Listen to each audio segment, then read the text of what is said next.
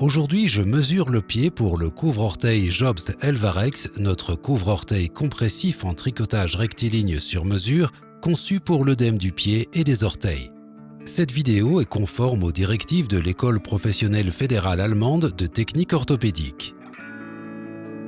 En bon professionnel de la santé, je désinfecte mes mains et les instruments utilisés pour prendre les mesures. Le mètre ruban et notre toise mobile.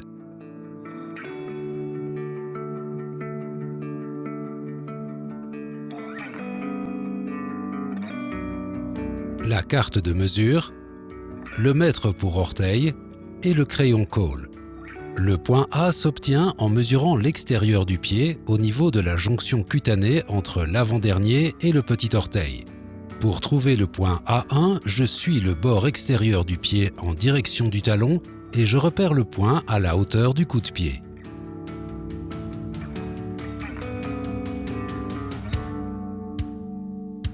Je peux ainsi déterminer la longueur extérieure du couvre-orteil.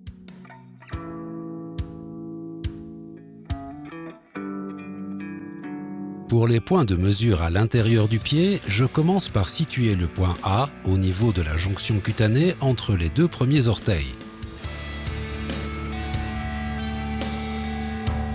Le point de mesure A1 se trouve au point le plus haut de la voûte plantaire.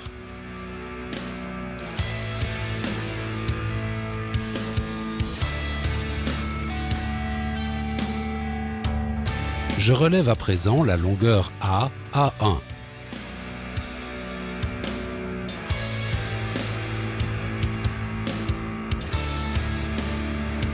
Pour déterminer la circonférence CA, je déroule le mètre ruban entre le petit et le gros orteil le long de l'articulation interphalangienne. En mesurant sans serrer le mètre, j'obtiens la mesure CA. Je décale le mètre en direction du talon pour mesurer sans serrer la circonférence du coude-pied au niveau des points marqués.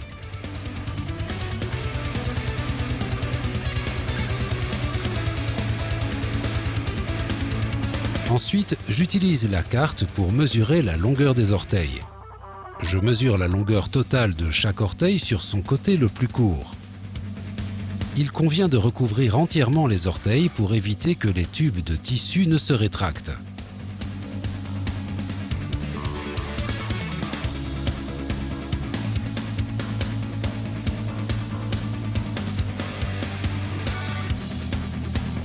Je procède ainsi pour mesurer les orteils un à un.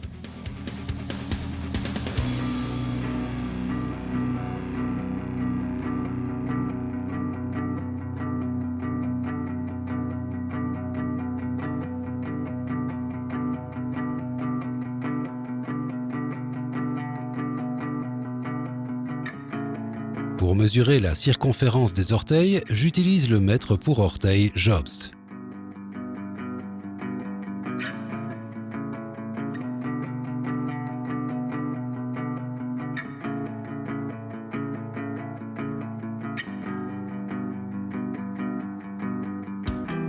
Pour la circonférence à la base de l'orteil, je mesure sans serrer le ruban. Il faut que le ruban reste mobile autour de l'orteil. La mesure Z s'obtient de la même manière. Elle ne doit pas être supérieure à la circonférence de la base. Si c'est le cas, je note la même valeur que pour X. Je procède ainsi pour tous les orteils.